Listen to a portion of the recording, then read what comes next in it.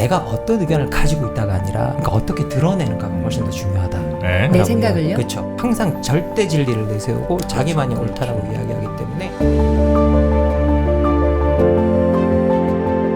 일생 동안 당신이 반드시 읽어야 될 100권의 책 일당백. 오늘도 정말 괜찮은 책 하나 여러분께 소개해 드리겠습니다. 반갑습니다. 정프로고요. 정박입니다. 네, 이지선입니다. 네, 오늘 저희가 소개해 드릴 책이 제가 굉장히 좋아하는 주제 또 좋아하는 내용의 책일 것 같습니다. 네. 이 생각을 잃어버린 사회라는 제목의 책이고요. 저와 또 자웅을 겨뤘던 네.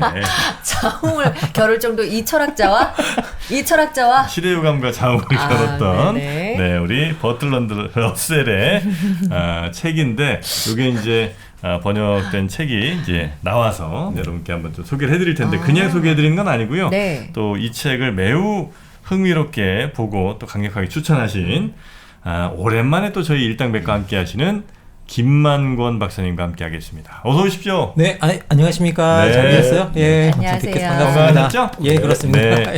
그때는 이제 외로움의 습격? 예, 그때는 예. 제 책이었고요. 예, 예. 예, 외로움의 습격이라는 뭐 사회적 고립 이야기, 그렇죠. 특히 청년들 고립 이야기, 뭐 디지털과 능력주의가 네, 네, 어떻게 네. 청년들을 고립시키나에 관한 이야기를 좀 했었습니다. 네. 예. 그때 이제 직접 본인이 이제 책을 쓰시는 바람에 굉장히 얼굴이 헬쓱하셨는데 지금은 뭐 남의 책 갖고 얘기하시니까 막 살이 쪄왔어요, 그죠? 얼굴이 굉장히 좋아 보이십니다.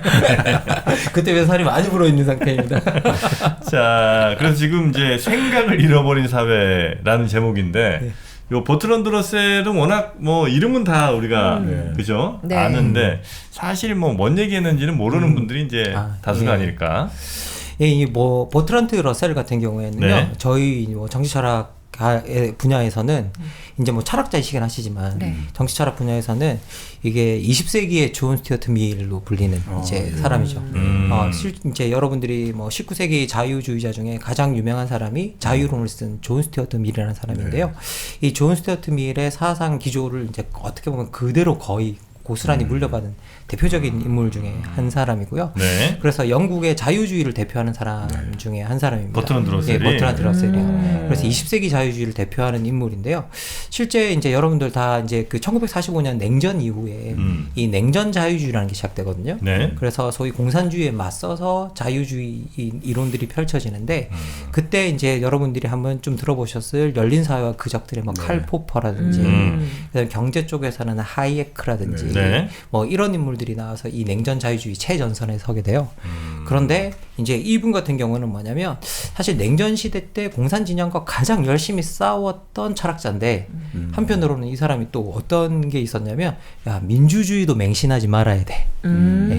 라고 하는 그런 태도를 좀 취했어요. 이분은 예. 뭔가 이렇게 과도하게 믿는 것 자체를 너무 싫어하는 것 같아요. 예, 그런 것들을 싫어해요. 항상 의심하고. 예, 항상 의심하고. 네. 그런데 이제 그래서 맨날 의심만 하는 것도 싫어해요. 아, 그래요? 네, 그러니까 뭔가 우리가 확신할 수 없지만 뭔가 어떤 상황에 대해서 알고 있다 그러면 우리 행동해야 된다. 라고 이제 생각했던 대표적인 사람이고요. 네. 그래서 자기가 뭔가 이제 사회적 문제를 맞닥뜨렸을 때 네. 약간 타협 없이 싸웠던 그런 사람. 그러니까 어떻게 보면 1차 세계대전 같은 경우에는 이게 반전 운동가였거든요. 네. 근데 이분이 이제 그 반전 운동을 했던 가장 중요한 이유는 사실은 이제 돌이켜보면 1차 세계대전이 황당하게도 이제 많은 사람들이 잘 모르는데 900만 명이 죽었던 전쟁이에요. 네네. 그래서 이제 엄청난 사람이 유럽에서 죽게 되는데 영국이 이렇게 사람들이 죽어가는데 이 전쟁을 빨리 끝낼 생각을 안 하는 거죠. 이제 그러니까 거기에 대해서 엄청나게 반감을 좀 느꼈고 이제 그런 반감이 적극적으로 반전 운동으로 나타났는데요. 네. 근데 이게 그 당시 사회 분위기랑은 조금 많이 좀 달랐어요. 왜냐면 그 당시 사회 분위기는 혹시 여러분 스토너라는 책 읽어보시면 스토너? 네, 스토너라는 책이 있는데요. 저는 읽어봤어요. 예, 왜? 예. 왜라니? 아주 유명한 조엘 리언스. 왜라고 예, 예. 하면은 뭘 그런 걸? 그냥 읽어봤어요. 근데 거기 보면 그 주인공의 친구들이 네. 이제 주인공의 박사과정 때 1차 세계대전이 터지거든요. 네. 그때 다 친구들이 당연히 전쟁터로 가요. 네. 스토너가 전쟁터로 안 갈 때 정말 이상한 사람 취급하거든요. 그렇죠. 그러니까 그때 그 분위기는 다 전쟁터로 가는 분위기라 이제 반전 운동을 하기가 되게 힘든 상황이었어요. 그래서 거기에 타협하지 않고 반전 운동을 하다가 이제 결국은 감옥에 가게 되는 이제 일까지 겪었던 사람인데 네네. 뭐 그런 점에 있어서는 자기 신념 뭐 확신할 수 없지만 내 신념껏 지금 상황에서 판단해서 움직여야 된다고 한다면 타협 없이 없이 행동했던 대표적인 철학자. 그 사람이 버트런드 러셀. 이고 참 예. 좌우 양쪽에서 다 인기는 없었을 가능성이 높겠습니다. 뭐 처음 이 기본적으로 이제 버트란드 러셀이 저희들이 오늘 이야기할 생각을 잃어버린 사회도 좌파든 우파든 극단주의자들이 나오는 것에 대해서 내가 제일 경계하고 썼다라고 이제 그렇게 이야기를 하고 있거든요. 약간 지금 네. 우리 사회에 굉장히 필요한 책일 수 있겠군요. 예, 맞습니다. 예. 기본적으로 이제 뭐 버트란드 러셀이 사회를 늘 망치는 게 극단주의자들이라고 생각했기 때문에 그런 극단주의자들이 나오는 상황에 대비해서 내가 이 책을 쓴 거다라고 네. 이야기를 하고 있는데 실제로는 뭐 그 당시에 이제 메카시즘이라든지 이런 것들이 나오고 있어서 자유진영에서도 어떻게 보면 자유를 억압하는 폭풍이 불고 있었거든요. 그러니까 이게 우파든 좌파든 개인의 자유와 이런 것들을 억압하는 일이 있다면 그건 용납할 수 없다라고 네. 하는 이제 대표적인 사람이었죠. 아 그래요. 근데 딱 그 러셀 뭐 사진을 보면 맞아. 정말 꼬장꼬장한 딱 영국 귀족의 네. 느낌도 네. 나고. 예. 아주 그 성격 안 좋아 보이는. 네, 그 애들 장난 뭐 6살짜리 저 손자가 저 막 장난쳐도 막 혼낼 것 같은 그런 느낌이잖아요. 네, 맞아요. 네. 그래도 상당히 그 교육 철학은 자유롭게 아, 그래요? 애들을 키우고 예. 제자했던 그 비트겐슈타인 같은 비트겐슈타인. 경우는 아주 강압적으로 애들을 다스려가지고 그 학부모들하고 아주 트러블이 많았는데 여기는 또 너무 풀어주는 바람에 또 이게 좀 학교가 제대로 운영이 안 됐다 이런 이야기도 있죠. 네. 자, 여튼 20세기 최고지성이라고 할 수 있는 버트런드 러셀의 생각을 잃어버린 사회. 딱 우리의 지금의 굉장한 메시지를 주는 그런 책일 것 같아서 오늘 좀 소개를 해드리고, 그럼 이제 러셀이라는 사람이 대략 어떤 사람인가 정도는 저희가 이제 공부를 한 것 같고요. 네, 짧지만. 예. 그럼 이제 책 내용, 그 책 제목부터 한번 좀 여쭤볼까요? 아, 예. 생각을 잃어버린 사회. 감은 오긴 합니다. 예. 예. 근데 이제 이게 생각을 잃어버린 사회는 네. 이제 우리말로 번역되면서 붙은 제목. 원래 그래요? 제목은 뭐예요? 예. 원래 제목은 unpopular essays라 그래서 대중적이지 않은 에세이. 그리고 우리말로는 인기 없는 에세이라고 이제 번역이 제목이? 처음에, 인기 없는 에세이라고 번역이 됐었어요. 그래서 이제 실제로 이제 자기가 이렇게 인기 없는 에세이라고 제목을 붙이는 이유가 있는데 네. 이게 뭐냐면 이게 사실 서문에 나오거든요. 서문에 네. 장이 나오는데 뭐라고 이야기하냐면 이게 자기가 본래 철학은 교양 있는 일반 대중의 관심사를 다룬다. 그래서 이제 사실 이 일반 대중들이 읽을 수 있도록 아주 이게 글을 아주 좀 쉽게 썼던 편이거든요. 그런데 이게 어떤 책 한 권을 쓰고 났더니 평론가들이 야 내용의 일부가 좀 너무 어렵고 독자들이 오독할 수 있다고 막 비난을 한 거예요. 네. 그랬더니 책에도 뭐라고 쓰고 있냐면 나는 또다시 이런 비난을 받고 싶지 않다. 따라서 이 책에는 특별히 둔한 10살 아이들이 약간 당혹스러워할 만한 문장이 몇 개 있다고 고백한다. 따라서 나는 이 에세이들이 대중적이라고 주장하지 않는다. 그러니 인기 없는이라는 제목에 어울리지 않겠는가. 그러니까 자기를 비판했던 이 책 어렸던 비판했던 사람들한테 10살짜리다. 비꼬는 거예요. 조롱한 제목인 거예요. 예, 약간 조롱하면서 야 10살짜리들 읽으면 약간 당황할 일들이 있거든. 그러니까 너 이거 뭐 그 당황하면 뭐 할 수 없지 뭐 너 탓이야라는 그 말이죠. 사실은. 예. 그리고 이제 네. 또 하나 이제 겉으로는 그렇게 이야기하는데 원래 이제 그 기본적으로 자기가 쓰는 에세이들이 인기 있는 에세이라고 생각을 안 했었어요. 자기 이제 러셀 같은 경우에는. 왜냐하면 러셀의 기본적인 발상이 뭐냐면 진실이 불편하다고 절대 외면하지 말라가 원칙이었어요. 그런데 이게 대부분 다 이게 어떤 대중들이 불편해하는 진실들이 있잖아요. 이제 그런 것들도 절대 외면하지 말고 물러서지 말아야 된다. 오히려 외면하는 게 결과적으로 보면 더 힘든 결과를 만든다. 예, 그래서 이제 어떻게 보면 어떤 진실이 눈앞에 있는데 그 사실에 기반한 논쟁을 피하지 마라. 나한테 유리한 것들을 드러내고 그리고 나한테 불리한 것들은 감추는 그런 방식의 논쟁 같은 건 하면 안 된다. 이게 통하네. 예. 이 시대 유감을 쓴 정영진님이랑 통해요. 확실히. 예. 그래서 어떻게 보면 이제 우리 정프로님하고 통하는 부분이 명확하게 있는 거죠. 그러니까요. 예. 일단 서로 다 까고 이야기하자는 거죠. 예. 다 까고 이제 뭔가 진실은 다 앞에 드러내놓고 그렇지. 이제 그렇게 이야기를 해야지 뭔가 나한테 유리한 사실만 드러내고 그리고 나한테 불리한 것들은 감추는 방식의 논쟁이나 네. 이런 것들을 하면 결국은 사회는 문제가 풀리지 않고 갈등만 계속 지속된다라는 말잔치만 이야기를 하는 하고 거죠. 있고요. 뭐. 예. 알맹이는 예. 누구도 건들지 않으면서. 예. 그런데 특히 이제 대중들이 지지하는 것들이 있을 때, 사실들이 있을 때 그런 사실에 반하는 진실을 내놓으면 사람들이 좋아하지 않고 이제 그러니까 그것들이 결코 인기를 얻을 수 없는데 그런 상황이라도 우리 자유주의자들 같은 경우는 이게 피하지 말고 맞서서 말해야 된다. 그리고 사람들하고 논쟁해야 된다가 기본적인 기조였어요. 자기 사상의 기조. 그러니까 이제 자기가 쓰는 에세이들이 인기가 없을 수도 있다라고 이야기했는데 실제로는 러셀이 쓴 책 중에 가장 많이 팔린 책 중에 그래요? 하나예요. 파퓰러 북이에요, 근데. 파퓰러 북이었어요. 오. 그러니까 이게 본인이 아무래도 다른 주장이나 뭐 이런 거 할 때도 늘 좀 사람들이 보통 얘기하는 것과는 좀 반대되거나 아니면 잘 얘기하지 않으려는 것들을 굉장히 잘 드러냈던 모양이군요. 이전부터도. 뭐 이제 그 1차 세계대전도 마찬가지죠. 예. 많은 사람들이 독일과 오스트리아 헝가리 제국에 맞서는 어떤 자유의 전쟁인데 자기가 볼 때는 이게 사람들이 너무 많이 죽는 게 너무 문제인 거죠. 네. 생명이 훨씬 더 중요한 문제고 그리고 그것들을 위해서 당연히 가는 상황 속에서 거기에서 아니 지금 사람들이 얼마나 많이 죽어나가고 있고 이 전쟁이 얼마나 참혹한 건데 이걸 우리가 이렇게 지지하고 있냐라고 해서 우리가 이런 전쟁에 나가지 말아야 된다라고 이제 이야기를 할 수 있는 그런 사람이었던 거죠. 그래서 기본적으로 이제 이분이 가지고 있었던 어떤 태도 같은 경우에는 대중들이 얼마나 지지하는가는 사실 우리한테 문제가 아닌 사람이었고요. 그리고 이제 기본적으로 요 분 같은 경우에는 이게 지식이 확고한 지식 같은 게 없다고 생각했어요. 이 세상에 확고한 지식은 없다. 확고한 지식 같은 건 없다. 그러면 우리가 과학이나 이렇게 실험실에서 하는 그런 것들도 나중에 뭐가 잘못됐다고 판명이 되는데 특히 우리가 윤리적이나 어떤 정치적으로 하는 그런 실천적 행동 같은 경우는 답이 없다라고 생각을 했거든요. 제대로 된 답이. 그리고 우리가 말하는 건 언제나 연구할 수 없고 항상 잠정적일 수밖에 없다라고 생각을 했어요. 그래서 내가 말하는 것들에 어떤 진리값이 있다고 한다면 그 진리값은 영원 불변이 아니라 지금 잠시 유효한 것. 언제나 지금 잠시 유효한 것. 그래서 그 유효성을 인정해야 된다고 이야기를 하는데 그러면서 가장 강조했던 게 뭐냐면 많은 사람들이 내가 틀렸다라는 걸 인정 안 한다는 거예요.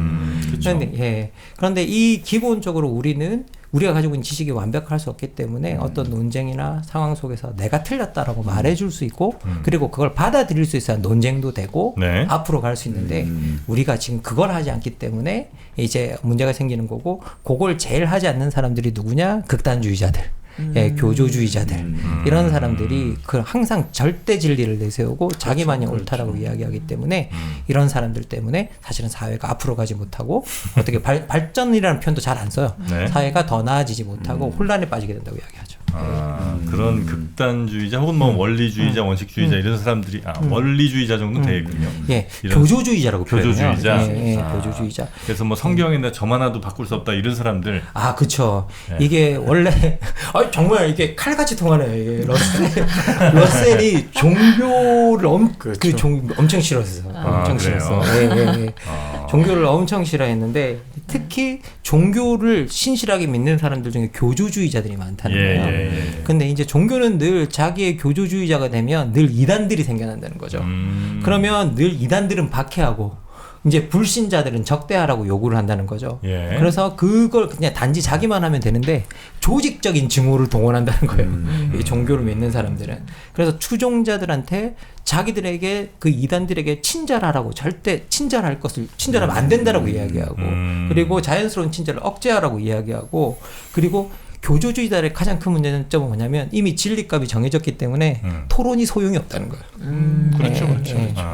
토론이 소용이 없어서 기본적으로 결론에 이를 때 그 교조주의자들이 자기 진리를 실현하는 방식은 뭐냐? 거의 다 전쟁이나 폭력으로 나타난다는 거예요. 그래서 이 종교 사실 생각해보면 십자군 전쟁 뭐 이런 것들이 다 그랬던 거잖아요. 생각해보면. 그래서 이분이 종교에 대해서 상당한 적대심 같은 걸 가지고 있었고요. 그리고 아주 이 책에 보면 재밌는 장면이 하나 나와요. 그 벤자민 프랭클린이 그 피레침을 발견했는데 그 피레침을 발견하고 났더니 갑자기 종교를 믿는 사람이 프랭클린을 뭐라고 비난을 하냐면 야 하나님이 죄 있는 사람을 벼락을 떨어뜨려서 맞춰가지고 벌을 주는 건데 그걸 막냐? 그걸 막 죄 있는 사람이 도피할 수 있는 도피처를 줬다라고 이야기를 하는 거예요. 봐라 이런 걸 봐라 이게 무슨 말이 되냐고. 그러면서 종교적 논리라는 건 결국 그렇게 비논리적이고 어떻게 보면 우리의 삶에서 우리가 정말 이성적으로 생각하면 받아들일 수 없는 것들을 너무나 모순적이라 받아들일 수 없는 것들을 너무나 자연스럽고 당연하게 주장하기 때문에 이 종교와 어떻게 보면 우리가 일정적으로 정말 자유주의라면 거리를 좀 둬야 된다라고 이야기를 하고 있는 거죠. 네, 네. 가끔 저는 이제 이런 그 교조주의자들, 뭐 원리주의자들 비판을 할 때 뭐 당연히 한 98%는 저도 이제 공감을 많이 하는데 가끔씩 이제 조금 갸웃하는 부분은 정말 그 원리주의자나 교조주의자들이 그들이 그렇게 이야기를 하고 그들이 그렇게 믿음으로 해서 그 문제가 발생하는가 아니면 그 문제는 이미 발생을 하는데 그 탓을 이 원리주의자나 교조주의자를 혹시 돌리는 건 아닌가. 또 하나는 어떤 뭐 권력이나 이런 것들이 자신들이 하고 싶은 걸 이용하기 위해서 그런 원리주의자나 교조주의자들을 끄집어내서 그들을 통해 어떤 자신들이 하고 싶은 걸 행하는 건 아닌가 이런 생각들을 좀 하긴 하거든요. 지금 우리 정프로님께서 그 극단주의자 교조주의가 나타나는 세 가지 경향을 다 이야기해 주신 거예요. 사실은 놀랍지 않습니까? 시대유감 작가입니다. 네. 저자들끼리 통하는 게 있다니까. 세 가지 이야기를 다 해주신 거예요. 사실은 그래요? 세 가지 이야기를 다 해주신 거고. 네. 그런데 기본적으로 이제 우리 평범한 사람들한테 그런 게 나타나는 이유는 뭐냐라고 하면 비판적 사고의 부재다라고 이야기를 하거든요. 근데 이 비판적 사고라는 게 사실 내가 뭐 어떻게 뭐 그런 것들이 아니라 우리가 지금 살아가는 시대, 특히 혼란의 시대가 불확실성의 시대잖아요. 네. 뭔가 다 불확실을 하면 사람들은 기본적으로 확실한 걸 갈망을 한다는 거죠. 그러면 갑자기 그 확실한 걸 제공하는 사람이 등장해서 내가 이거 확실해라고 뭔가를 줬을 때 네. 그 불안에 휩싸여서 그 확실성을 주는 사람의 것을 그냥 우리가 걸음 없이 받아들여 버리는 무비판적으로 무비판적으로 사실은 받아들인다는 거예요. 네. 그래서 우리가 그것들이 그런데 그런 이야기를 하는 사람들을 생각해 보라는 거예요. 불확실성의 시대에 확실하다고 이야기한다는 건 사기꾼이라는 거예요. 생각하면 논리적으로 누구도 줄 수 없다는 거예요. 그런 거는 사실. 그런데 그런 걸 주겠다라고 이야기하는 자체가 사기꾼일 확률이나 광신자일 확률이 되게 높은데 우리는 기본적으로 그 확실성을 너무나 갈망하기 때문에 네. 이제 그런 확실성을 주는 사람이 미끼를 덥석 물게 되는데 이제 그렇게 물게 되는 그 과정을 비판적 사고의 부재라고 이제 표현을 하는 네. 거죠. 뭐 우리가 그 에리고프의 독단자들이라든지 그 불통 독단 야망에도 그렇게 많이 나오잖아요. 지금 대부분의 특히나 경제가 어려워지고 사회가 불안정해질 때 근본적으로 사람들이 가지게 되는 게 일종의 포기 증후군에 휩싸이게 된다. 자립적 주체로서 비판적인 사고라는 주체로서 나를 포기하게 네. 되고 그냥 누군가에게 어릴 때 엄마 아버지에게 모든 걸 의존하면 모든 문제가 해결되는 심리적으로 해결되는 그 느낌을 다시 또 30, 40대 가지고 싶어 하니까 네. 지금 말씀대로 참 이런 시대일수록 오히려 그런 사기꾼의 목소리는 더 높아질 수밖에 아니 근데 없을 것 같습니다. 만약에 그런 확실한 믿음을 가진 사람들 혹은 뭐 그 사람들이 그렇게 내는 목소리가 없어. 그래서 원리주의자나 교조주의자들이 없을 때 그럼 사람들이 그래 저 사람들 없으니까 이제 비판적 시선을 갖고 모든 일에 의심하며 내 스스로 여러 가지 세상을 의심하며 살아가자 이렇게 될 거냐. 그게 아니라 누군가가 그 원리주의 교조주의자들 아닌 누군가가 또다시 또 다른 확신의 목소리를 내면 이제 사람들의 본성 자체가 그런 걸 따라가고 싶고 의지하고 싶은 거기 때문에 그 사람의 공백이 있다고 해서 원리주의자가 없다고 해서 그냥 사람들이 현명해지거나 논리적이 되는 게 아니라 또 누군가 하여튼 그냥 그런 확실한 걸 찾아갈 거 아니에요. 저는 이제 기본적으로 러셀도 그 이야기를 제가 이제 다른 곳에서 했던 기억이 나는데요. 예. 기본적으로 극단주의자들은 어느 시대나 있다는 거죠. 네. 어느 타임이나. 그런데 이제 결국은 그걸 수용하는 사람들이 생겨나는 시대가 어느 시대냐를 봐야 되는데 저희들이 통계적이라기보다는 패턴, 전체적 역사적 패턴을 좀 들여다보면 네. 중산층이 위험에 빠질 때 그 극단주의가 유행하는 성향이 있어요. 왜냐하면 기본적으로 민주주의도 여러분들이 아시겠지만 이제 중산층이 지지해서 만들어지는 체제잖아요. 원래 이제 민주주의에서 아주 상류층들은 사실은 민주적 제도가 제약하기 때문에 투명성으로 제약하기 때문에 불편한 제도고 그리고 너무 아래쪽에 있는 사람들은 민주주의에 관심이 없어요. 먹고 사는 문제 때문에. 근데 대부분 이제 안정적 중산층이 있는데 그 안정적 중산층이 그 민주주의를 활용해서 자기 이득도 좀 얻고 네. 그럴 수 있기 때문에 민주주의가 돌아가는 건데 문제는 뭐냐, 이 중산층 전체가 불안해지면 불확실성이 휩싸이면 뭔가 이 중산층이 구원주의에 휩싸이게 되는 이제 그런 부분이 있는 거죠. 네. 그런데 이제 생각해 보면 언제나 우리가 구원은 약간 좀 극단에서 나오거나 약간 종교적 성격을 좀 띠게 되잖아요. 그렇죠. 생각해 보면. 그리고 여러분들도 다 생각해 보시면 이 불안의 시대, 불확실성의 시대에 제일 난무하는 게 사이비 종교인 걸 우리가 또 알 수 있고요. 그런데 이제 이게 사이비 종교적인 수준을 넘어서 이게 정치와 결합하는 순간들이 있거든요. 그리고 정치 내에서 사이비 종교주의자 같은 사람이 나오는 경우도 있고, 네. 그다음에 최근에는 트럼프 같은 인물들이 있는 거고요. 그리고 이제 우리나라 같은 경우는 정말 종교가 정치와 결합해서 네. 종교적 극단주의자들이 튀어나오고 있는 이제 그런 상황도 좀 볼 수 있고요. 그래서 기본적으로 전체적인 패턴을 보면 중산층이 불안할 때 이런 패턴이 나타나는데 네. 러셀이 이 생각을 잃어버린 사회 안에서도 뭐라고 이야기하냐면 민주주의가 하나의 장점이 있다면 이게 민주주의가 강한 국가일수록 경제적 불평등이 줄었다는 거예요. 그런데 민주주의가 사실은 허약하거나 민주주의가 약해진다라고 한다면 사실은 이 중산층의 불평등이 늘어난다는 건데 또 역설적으로 우리가 생각해보면 중산층이 불안해지면 민주주의도 그런 방식으로 이제 약해지고 허물어질 수 있는 거죠. 그런데 지금 현재 전 세계적인 21세기 패턴을 좀 들여다보면 네. 전체적으로 중산층이 약간 주저앉은 상태거든요. 과거보다. 예. 그러다 보니까 전 세계적으로 약간 정치적으로도 불안해지고 네. 민주주의가 다 불안해지고 다 포퓰리스트들이 난무하고 네, 네, 하는 네. 현상들이 그리고 특히 극단주의자들이 난무하는 현상이 네. 나타난다라고 하는 어떻게 보면 그 딱 대놓고 그렇게는 이야기는 안 했지만 그 안에 들어있는 이야기를 이제 그런 방식으로 하고 되게 재미있는 게 뭐냐면 공산주의자들을 약간 귀족 정치 그 귀족정으로 비유해요. 네. 오로지 공산당만 잘 살고 하긴 그렇죠. 네, 그러니까 나머지 사람은 그렇게 사니까 이제 마치 귀족정이거나 그런데 민주주의에서 중산층이 무너지는 순간이 약간 그런 형태로 변하는 순간이거든요. 일부만 잘 살고 다수가 어려워지는 상황. 네네네. 예, 그런 상황에서 이제 그런 불안이 극단주의자가 나오게 된다라고 이야기를 하죠. 그 불확실성의 시대. 네. 그래서 이제 많은 분들이 당장 뭐 1년 후 혹은 뭐 5년 후에 내가 지금의 삶을 유지할 수 있을까 혹은 더 나아질까 못할까 이런 것들을 이제 두려워할 수 있잖아요. 그래서 그때 그걸 좀 채워주는 것이 한때는 뭐 종교였을 수도 있고 지금은 어쩌면 보험이 아닐까 예, 생각이 네. 좀 듭니다. 보험 네. 좀 있으세요? 이거는 뭐 이거 러셀이 이야기하는 건 아니지만 네. 이상한 성공이라는 그 책을 쓰신 분이 갑자기 이제 이름이 기억이 안 나는데 네. 우리나라에 책이 있는데 거기 보면 우리나라에서 그런 위험한 상황을 대비해온 제일 중요한 방책이 뭐였냐 생명보험이었다 그래요. 그래서 우리나라 가정들이 거의 다 생명보험을 다 갖고 있대요. 이게 국민연금보다 규모가 크대요. 이게. 그러니까요. 이렇게 많은 예, 분들이 예. 생명보험을 가입하셨는데 자기가 어떤 보장을 받는지 모르시더라고요. 그렇습니다. 그래서 보험장터가 여러분의 보험을 한번 쭉 스캐닝을 해서 네. 불필요한 보험들은 좀 제거해주고 네, 광고 타임입니다. 예. 네. 자연스럽게 제가 연결했네요. 너무 모르게.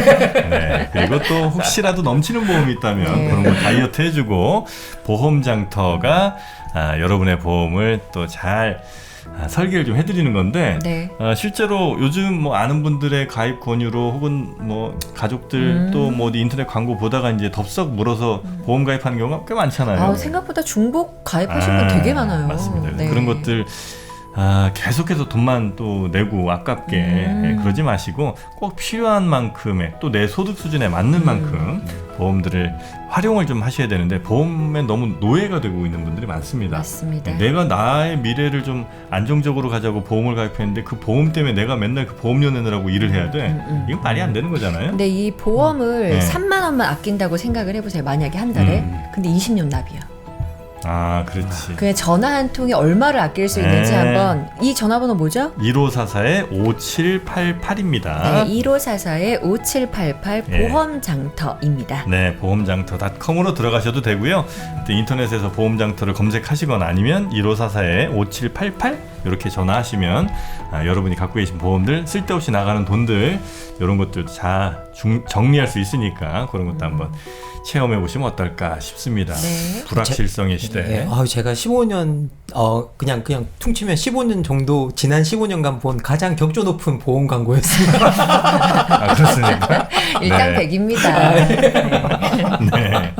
자, 그렇게 불확실성의 시대에 중산층이 무너지면 대체로 민주주의의 위기가 오고 예. 지금 현재 거의 전 세계적으로 혹은 뭐 특히나 우리나라 같은 경우 대표적인 그 사례가 되는 것 같고. 그렇죠. 지금 이제 그렇게 되고 있는 거죠. 예. 그러니까 지금 말씀하신 걸 들어보니까 그때도 그렇고 지금도 그렇고 굉장히 혼란한 상황이잖아요. 네. 그런데 내가 비판적으로 사과하고 있는지 무엇이 정답인지 그걸 어떻게 알 수 있냐 이거죠. 난 어떻게 알 수 있느냐? 네, 내가 지금 제대로 생각하고 있는지. 아, 그거가 확실하지 않으면 그냥 생각 안 한다고 보시면 되죠. 그래요? 아, 내가 지금 비판적으로 생각하나 안 하나 잘 모르겠으면 안 하고 있는 거지.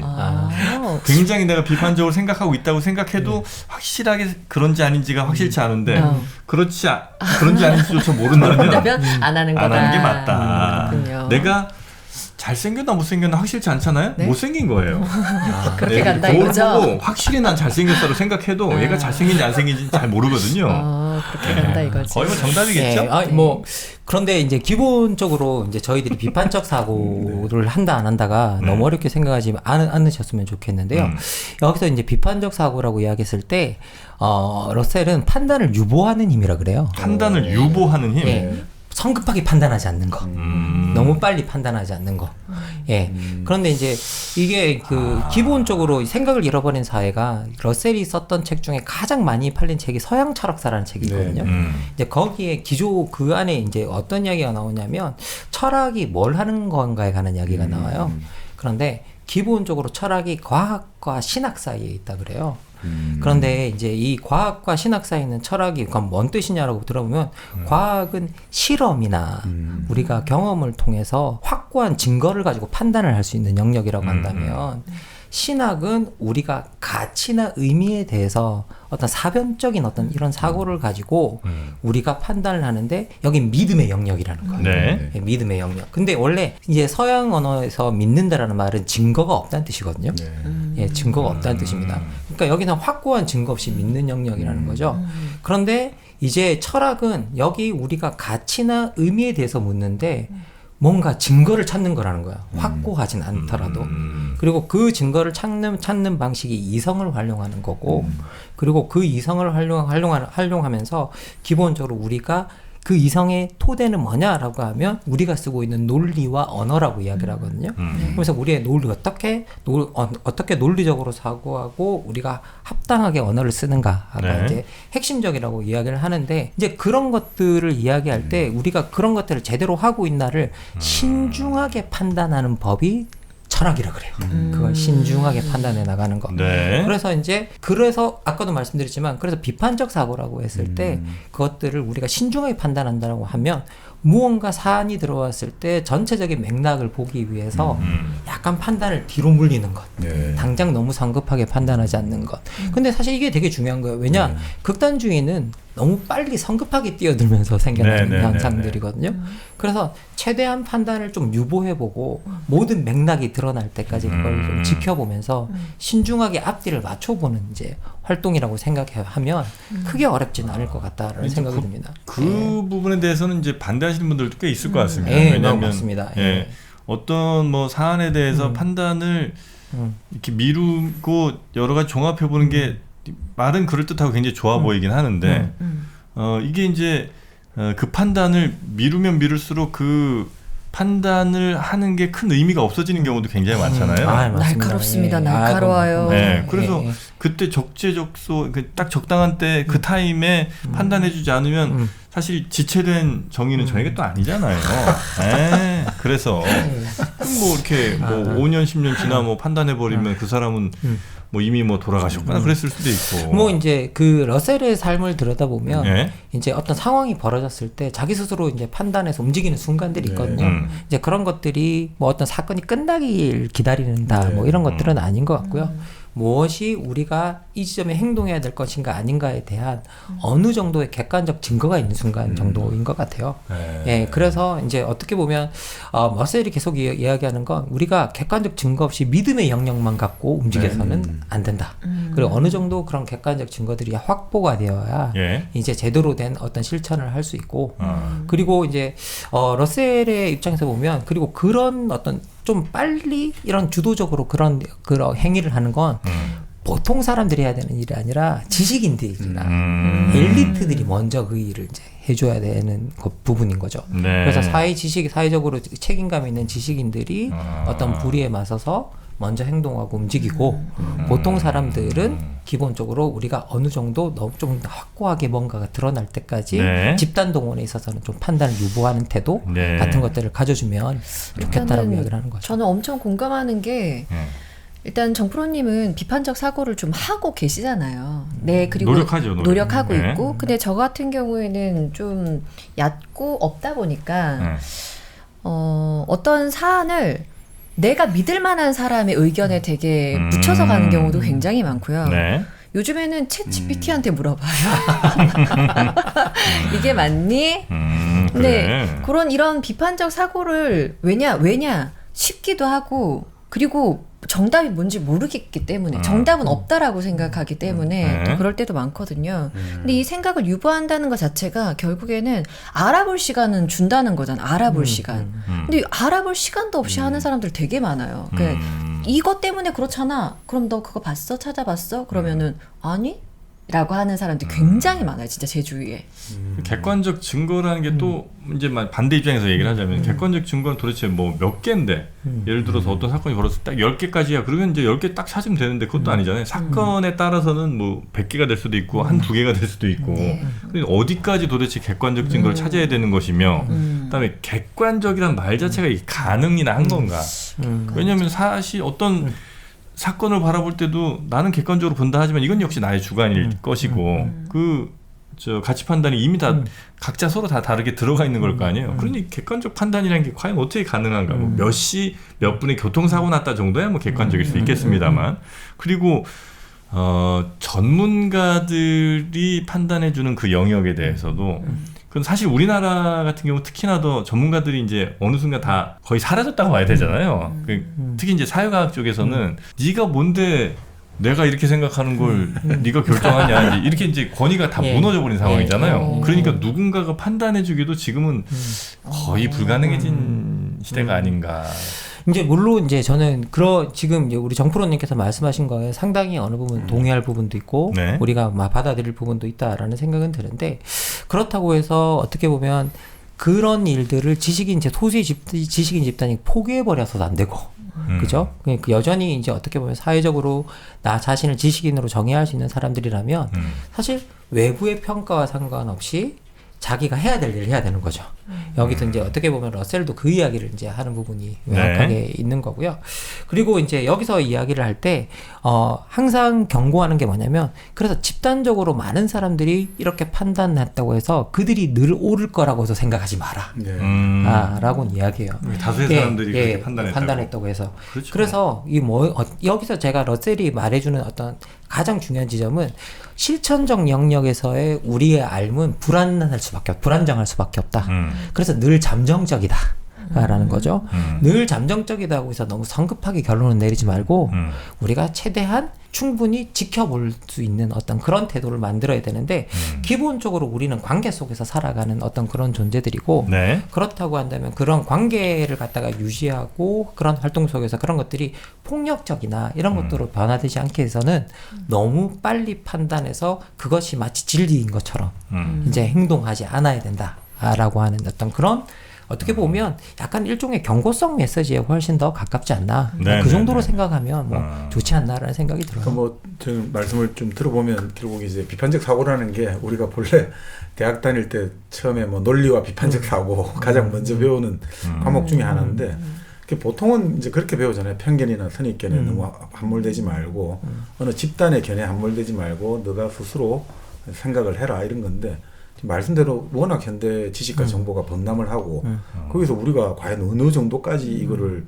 객관적인 데이터로 삼아야 되고 또 그렇다고 항상 행동 안 할 수는 없고 그러니까 어느 시점에 타이밍에 맞춰갖고 행동을 해야 되냐 이러면 끝이 없으니까 어느 순간에는 내가 좋아하는 어떤 사람이 말하는 대로 행동하는 대로 나는 따라간다 이렇게 되니까 갈수록 사회가 이제 좀 포기 증후군이 더 활성화되고 어떻게 보면 좀 극단적인 목소리 내는 사람이 더 되는 것 같은데 저는 사실 지금 말씀대로 그 판단 유보한다는 게 오히려 지금 시대에 더 이제 좀 필요한 거 아닌가. 우리가 예전에 이제 우리가 책을 읽을 때도 문학 평론에 일단 어떤 책이나 어떤 이론이나 어떤 작품을 보기 위해서는 불신을 자발적으로 중단해야 된다고 보거든요. 그거 없이 우리가 처음부터 무조건 자 나를 비판적으로 볼 거야 이러면 이걸 접근 단 한 자도 못 들어간다는 거죠. 왜 이 글자를 기억으로 시작하는 거야, A로 시작하는 거야.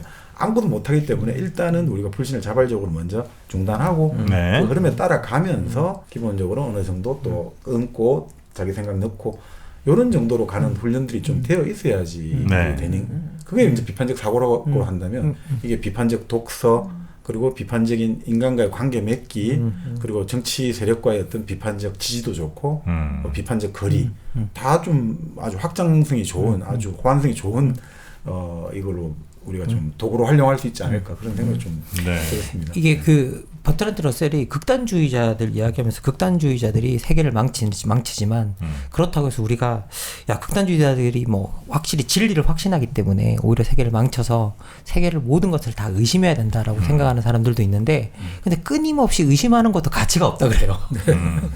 그러니까 우리가 뭔가 의심하지만 그걸 어디에서 멈추고 어디에서 행동하고 이런 것들을 알아야만 그 회의주의가 쓸모가 있다라고 이제 그렇게 의심하는 일이 쓸모가 있다라고 이제 이야기를 하거든요. 네. 그래서 이제 그런 것들을 연습하기에 가장 좋은 게 철학이라 그래요. 예. 그러면서 그런데 이 책에도 나오지만 그런데 우리의 바쁘게 살아가는 우리 세대의 젊은이들이 시간을 내 가지고 철학을 따로 공부할 수 있다고 생각하지 마라.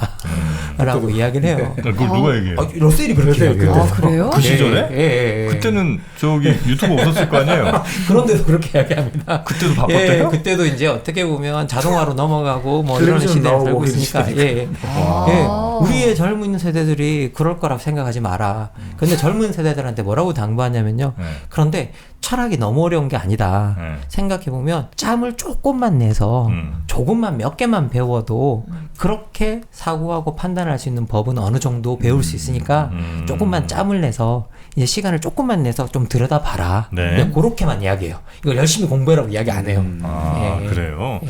아, 근데 진짜 요즘 젊은 분들은 모르겠어요. 뭐 50년대에 봤을 때 그때 젊은 세대들이 어떻게 했는지 그 기성세대가 느낀 거랑 지금 이제 2025년에 20대들이 어떻게 하는지를 우리가 느끼는 거랑 비슷한지 모르겠는데 너무 진짜 바쁠 것 같긴 해요. 왜냐면 5초에 한 번씩 뭘 판단하게 이 사람들을 만들잖아요. 유튜브 뭐 저 쇼츠 보다가 야, 더 넘겨야 되냐 아니면 더 봐야 되냐를 계속 그 판단을 해야 되고 그러니까 뭘 깊이 생각할 만한 여유를 전혀 주질 않는 것 같고 끊임없이 어떤 판단인가를 계속 이제 요구를 하니까 사람들이 또 도파민에 또 많이 이제 중독도 돼 있고 그러니까 뭔가 뭐 1시간, 2시간 혹은 뭐 하루 이틀 정도를 고민해서 뭔가 결론 내고 내 마음을 결정한다는 거는 거의 불가능에 가까운 게 아닌가. 그래서 이제. 저는 요즘에 느끼는 게 여기에서 오는 뭔가 갈증 같은 게 있나 봐요. 아, 그래? 어쨌든 이 책은 철학책이 요즘에 정말 많이 나오고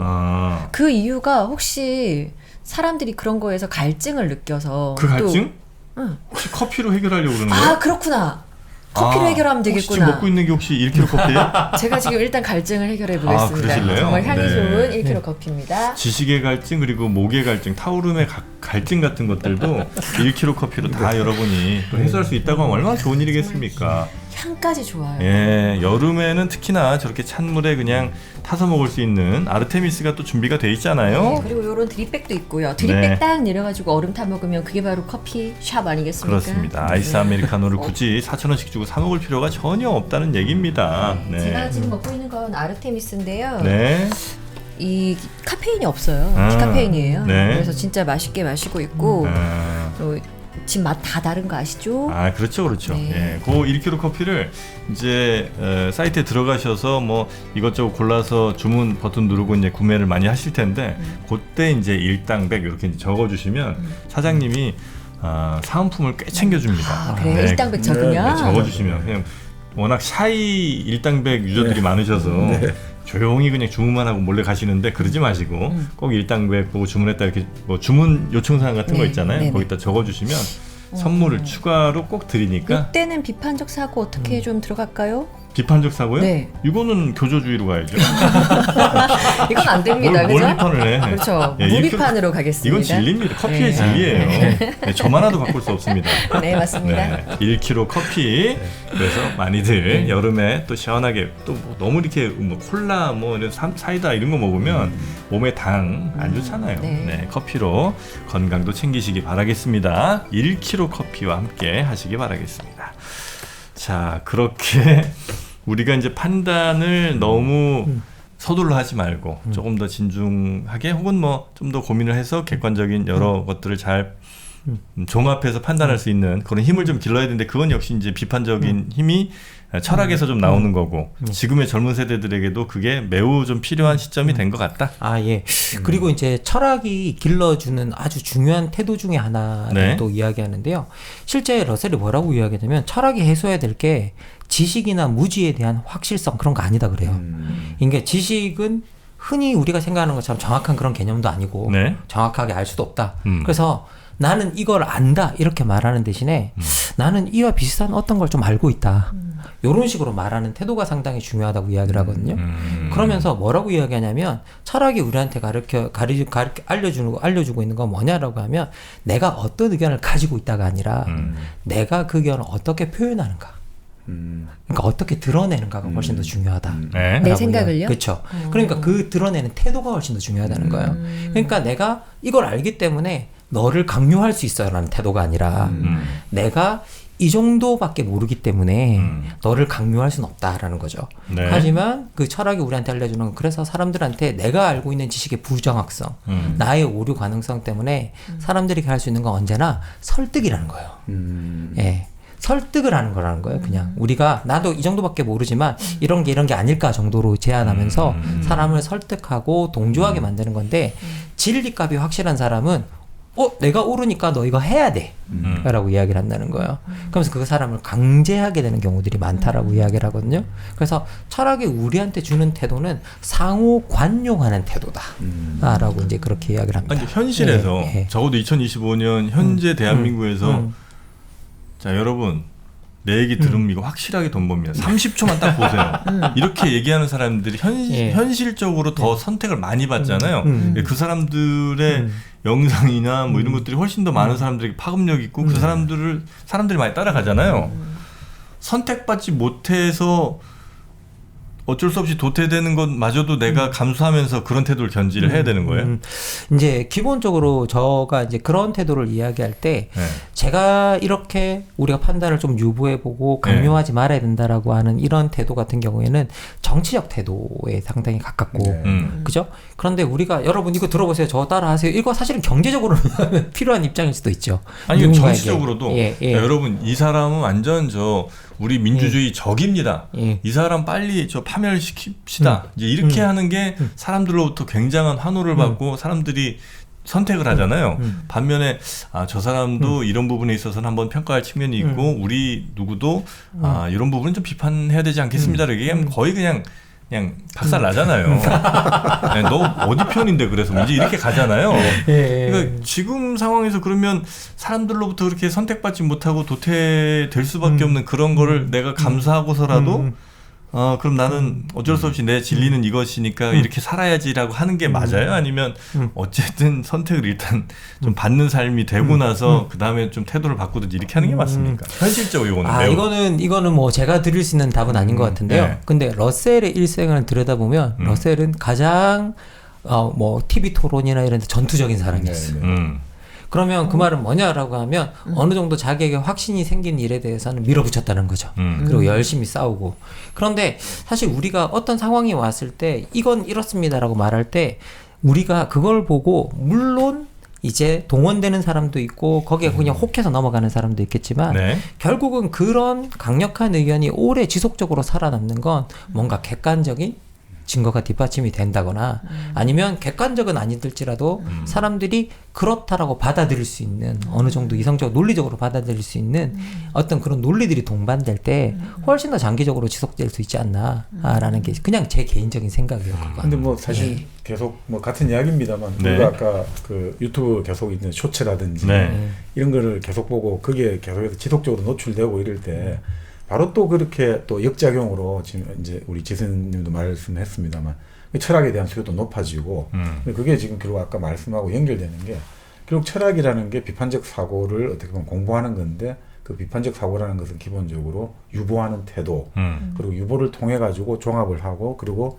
내 나름의 종합을 하고 내 나름의 이제 행동을 시중이라고 해야 될까 딱 타이밍을 맞춰가지고 하는 것들 이런 훈련들이 계속해서 되다 보면 지금 말씀대로 러셀 같은 사람은 충분히 요 시점에서 내가 요게 TV에 나가서 전략적으로 행동해야 되고 요 시점에서는 글을 통해서 쓰고 요 시점에서는 강연을 하고 요 시점에서는 좀 은둔을 한다든지 이런 것들이 계속 이제 훈련되지 않을까 그리고 적어도 이제 뭐 대사회적인 발언을 하는 입장에 있다든지 아니면 대사회적 발언을 통해서 내 어떤 먹을거리를 찾는 사람들 입장에서는 그런 어떤 태도들 그러니까 사실 뭐 유발 하라리가 그때 한번 그런 이야기를 했던 것 같은데요. 그러니까 지금 사람들이 너무 데이터에 이 범람하고 하루라도 뭔가 내가 유튜브를 안 보고 뭔가 이 컴퓨터를 들여다보지 않으면 나는 소외되는 것 같고 지금 도태되고 낙후되는 것 같다. 근데 그때 하라리가 했던 재밌는 말이 그냥 당신이 며칠간 인터넷을 안 하고 유튜브를 안 보더라도 세상에 아무 일 안 일어나니까 그냥 좀 잠시 꺼두셔도 좋습니다. 그냥 그럴 때 오히려 당신이 끄고 오히려 지금 말씀대로 그냥 너 자신을 들여다보고 철학 아까 비판적 사고가 유보한다는 건 곱씹는 거잖아요. 이게 곱씹는 거잖아요. 유보를 하기 위해서는 이게 맞다 저는 안 맞다 선택이 아니라 그냥 밀어놓는 게 아니고 곱씹는 거죠 계속. 그렇죠. 그래서 밑줄을 계속 친단 말이죠. 이게 뭘까지 그렇게 하다 보면 오히려 우리가 결국은 아까 지금 말씀하고 맥이 맞는 것 같은데 하나의 어떤 행동을 지속적으로 강력하게 밀고 나가려면 내 내면의 근거가 존재해야 되거든요. 남의 어떤 말은 선전선동이거든요. 그거는 한번 쫙 불길처럼 한번 그냥 사라지고 나면 끝이에요. 근데 이 은은하게 계속 오래 가려면 이게 그 정말 화로에 꺼질 때 말 때 계속 가는 것들이 오히려 오래 가니까 바로 그런 의미에서 철학이랄까 비판적 사고의 힘이 그게 존재하지 않는가 이런 생각이 좀 드네요. 우리 정박님의 말씀이 끝나기 전에 큰 절을 올려야겠네요. 아니 근데 이것도 약간 또 약간 좀 불만족스러운 부분은 뭐냐면 러셀은 어쨌든 TV 토론 나갈 때 그때만 하더라도 적어도 매스미디어 시대잖아요. 그렇죠. 예. 그래서 그 사람의 말을 찬성하거나 반대하거나 여튼 한번 들어는 보는 시대잖아요. 그래서 러셀의 말이 아닌 것 같아, 혹은 뭐 저 말이 맞는 것 같아를 평가받을 수 있지만 이제는 아예 예를 들어 러셀 같은 주장을 하는 사람이 누가 있다면 그게 내 생각과 다르면 아예 이제 배제가 돼버리잖아요. 나에게 도달자체 안 하고 내가 판단할 수 있는 기회조차 없는 상황이 되잖아요. 그러니까 그렇게 내 철학적 근거나 아니면 깊이를 가지고 뭔가를 얘기를 한다고 해서 이게 사람들에게 일단 도달은 되고 맞냐 틀리냐 평가를 받는 게 아니고 아예 도달 자체가 안 되는 상황이면 그러면 과연 그 말이 맞나? 그건 참 어려운 상황이긴 한데 그래서 이제 러셀이 이제 교육에 관한 이야기를 해요. 사실 우리가 어릴 때부터 가르쳐야 될 게 있다. 민주주의가 유지되려면 그 민주주의가 유지되려면 우리가 서로 상호 관용하고 그리고 어떤 근거가 있는 이야기를 듣고 이제 그런 것에 따라서 의견을 표명하고 하는 것들이 사실은 어릴 때부터 우리가 교육시키지 않으면 여간에서 하기 어려운 일이라고 이제 이야기를 명백하게 하죠.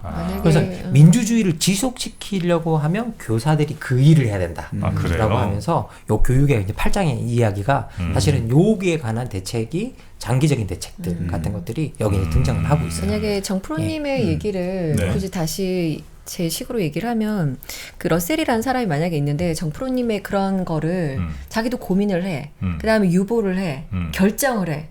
내 말이 다른 사람한테 도달하기 위해서는 내가 그래 더 강하게 얘기하겠다 선택을 해 만약에. 그러면 그 사람의 선택인 거잖아요. 어쨌든 비판적 사고를 위해. 그건 그 사람의 비판적 사고에 나온 결과물이니까 그거 그렇게 돌아가지 않을까 저는 그런 생각이 들어요. 그러니까 그 어떤 사람이 이 인터넷 시대에서 자신의 살아남기 위해서 그걸 이제 내 나름대로 이제 비판적으로 판단을 해서 이런 결론을 통해서 오케이 그럼 나는 지금 아주 강력하게 아주 사람들에게 선동적으로 얘기를 하겠어 판단해서 그걸 얘기를 하고 그게 이제 사람들에게 받아들여진다면 그럼 그 사람의 근거가 있는 거잖아요. 아니 근데 저는 이제 이런 생각 좀 듭니다. 지금 이제 사실 박사님 말씀은 이제 교육이라는 거는 근데 아무리 중장기적으로 가야 되는 거고 근데 이제 우리 정프로님 말씀은 아니 그렇지만 당장 지금 현실에서 이런 어떤 현실 이럴 때는 어떻게 해야 되느냐 근데 그럼에도 불구하고 이 생각이 들거든요. 가장 좋은 사례가 어떻게 보면 또 정프로님이라는 생각이 들어요. 네. 네. 왜냐하면 지금 많은 진행자가 있고 많은 이제 정치, 경제, 뭐 여러 가지 엔터테인먼트 있는데 결국은 그 무수한 경연장이라고 할까, 이 시장이라고 할까, 네. 이 유튜브 시장, 뭐 무수한 어떤 서로 이 현대 사회에서 예, 현대 네. 어떤 그 컨텐츠 시장에서 네. 결국 기본적으로 뭐냐면 어떤 사람이 끊임없이 어느 정도의 색깔을 가지고 어느 정도의 퀄리티를 가지고 그러면 결국 자연스럽게 어느 방향으로 모아진단 말이죠. 그게 어떤 시장의 작용인지 아니면 그 유튜브 생태계의 어떤 자정작용인지 아니면 그건 결국 이 보고 있고 듣고 있고 이런 사람들의 신뢰와 여러 가지 따라서 결정이 된단 말이죠. 그러면 결국 제가 이제 듣는 생각은 우리가 생각할 때 뭐 예전에 그 프로이드가 그런 이야기 했습니다만 아니 얼마나 우리 이성이라고 해야 될까 우리 어떤 에고라는 건 얼마나 허약하냐 이거죠. 슈퍼에고가 초자가 나를 막 정신병, 신경병 완전히 걸리게 만들고 밑에서 또 이드는 나를 완전히 또 완전 정신병 걸리게 만들고 이러는데 그 와중에도 불구하고 그 아래 위로 막 그 압력과 이 도발에도 불구하고 아주 희미하게나마 이성의 목소리는 그래도 이성의 목소리를 내면 누군가는 듣는 사람이 생겨난다는 거예요. 그 이성의 목소리를 누군가는 듣고 누군가는 그래서 책을 찾아보고 누군가는 읽게 되고 찾아온다는 거죠. 네. 그렇게 하다 보면서 자연스럽게 이게 또 하나의 어떤 우리가 그 아까 말씀드린 대로 이것이 진리값이다 이게 아니고 그 시대의 잠정적인 정론이라고 그렇죠. 할까 잠정적인 지배적 담론 이런 식으로 만들어지니까 우리가 그 정도는 우리 인간 사회가 살아가면서 지적인 어떤 작용이라고 할까 지적 생태계가 작동하고 있는 방식이다. 그 정도는 우리가 좀 신뢰도 좋지 않을까 이런 생각. 수준이 너무 높죠. 아닙니다. 기본적으로 이제 수준이 높다고 이야기해야 되는군요. 네. 근데 이게 저는 기본적으로 정프로님 같은 경우에는 자기가 계속 이 일을 하면서 자신이 이 일을 하면서 뭔가 계속 뭐 자기 스스로는 어떻게 생각할지 모르겠지만 쌓여온 뭔가들이 계속 있기 때문에 네.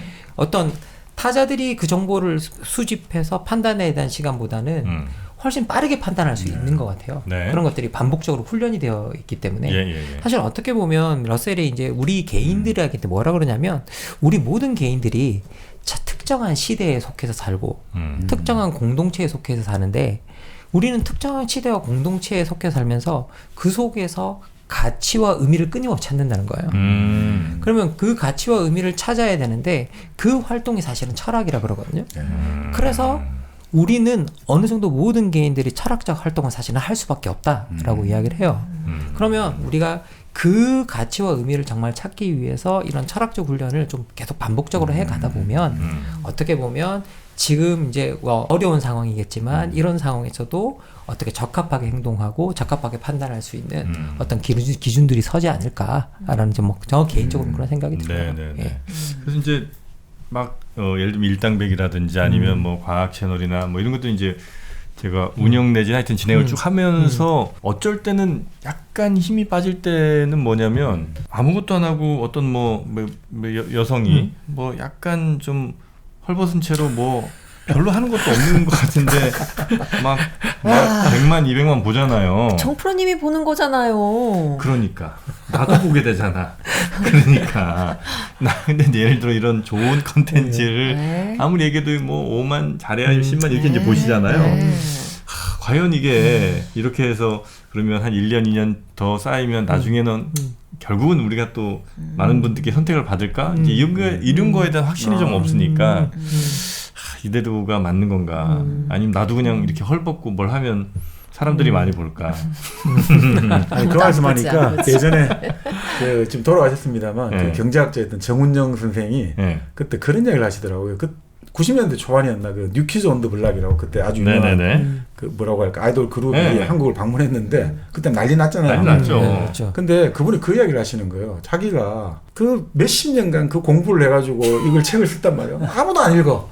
근데 뉴키즈 온 더 블락에 누군가 코를 푼 중에 그 휴지를 서로 잡으려고 난리를 치더라는 거야.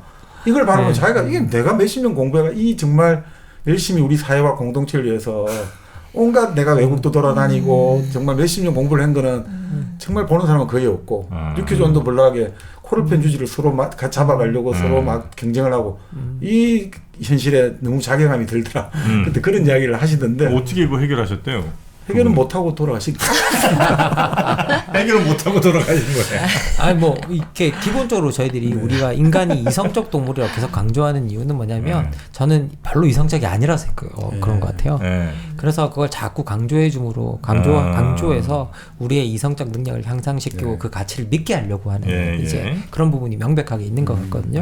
근데 저는 지금 우리 정프로님께서 이런 시사할 이야기를 가지고 이 정도를 이뤘다 그런다면 저는 이제 뭐 반대편에 아까 든 예에서 들었던 노력에 수십 배는 사실 들었잖아요.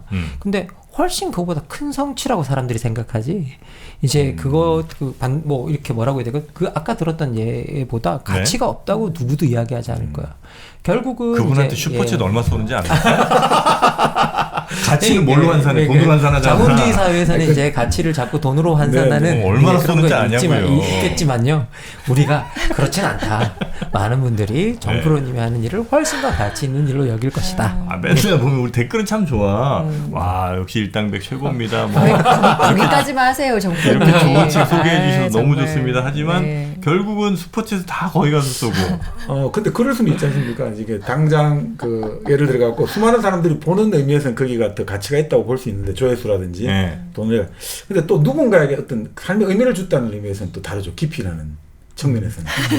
그럴 수 있잖아요. 누군가 한 명이 보고 듣고 자기 삶에서 이거 너무나 이걸 삶의 어떤 전환을 이뤘다라든지 내 삶에 어떤 큰 뭔가를 줬다 이러면 그게 단순하게 수많은 사람의 시간하고 그 한 사람의 어떤 삶의 깊이는 또 다를 수 있으니까. 거기 댓글 안 보셨네. 거기 누나 놔주고 뭐 이런 게 되게 많거든요. 삶과 죽음을 결정해 거기는. 우리는 해봐야 뭐 책 한 권 더 보는 거지만 그러나 이제 저도 당연히 뭐 두 분 말씀하신 거에 상당히 공감을 하죠. 그러면서 이제 어떤 가치나 의미를 찾을 때는 저는 소고기 먹어요, 소고기. 먹어야죠. 툭불 한우 같은 거 먹으면 그래도 내가 그동안 고생했던 것들 많이 좀 보상받는 느낌이고 그래서 소선당 한우 한 번씩 드셔보시면 이렇게 남과 비교하거나 그러면은 위가 콕콕 아플 정도로 위가 쓰려요. 그때 양배추 스틱 드시면 속쓰림도 또 해소됩니다. 그게 은하수팜에 다 준비가 돼 있으니까요. 여러분도 은하수팜 접속하셔서 한 번씩 양배추 스틱 그리고 소선당 한우 또 홍삼도 많습니다. 아이들 위한 키즈 통통 홍삼 젤리도 있으니까. 사과즙, 토마토즙 건강에 좋은 건 다 있습니다. 자, 한번 들어가셔서 또 5월에 선물할 때 얼마나 많아요. 엄청 많죠. 그렇게 여러분 선물도 좀 하시고 또 요즘 세일 기간이니까 가격도 저렴하게 가져가시기 바라겠습니다. 은하수팜에 여러분이 필요한 또 우리 땅에서 난 좋은 농축수산물들 다 있습니다. 한 번씩 가셔서 방문해 보시기 바라겠습니다. 자, 저희가 지금 버트런드 러셀의 생각을 잃어버린 사회라는 책을 여러분께 좀 소개해드리고 있는데 확실히 우리 김학년 교수님과 함께 이야기 나누니까 재밌네요. 깊이가 있네요. 확실히 비판적 사고. 전혀 그렇지 않은데. 워낙 좋은데요. 재밌습니다. 그래서 저희가 1부는 요 정도 지금 물론 이제 아직 해주실 말씀이 많아요. 근데 그 중에 1부는 요 정도에서 좀 마무리를 하고 2부에서 계속되는 이야기들, 이 버트런드 러셀의 주장 그리고 거기에 대해 우리가 생각해 볼 점들을 또 우리 사회가 지금 이 러셀이 지적한 어떤 부분이 좀 많이 심각한 상황인지 그런 것도 한번 같이 진단을 좀 해보면 어떨까 싶습니다. 네, 교수님 어디 가지 마시고요. 네, 알겠습니다. 잠깐 기다리세요. 네, 그럼 저희는 이어지는 2부에서 계속해서 이 책 소개해 드리도록 하겠습니다.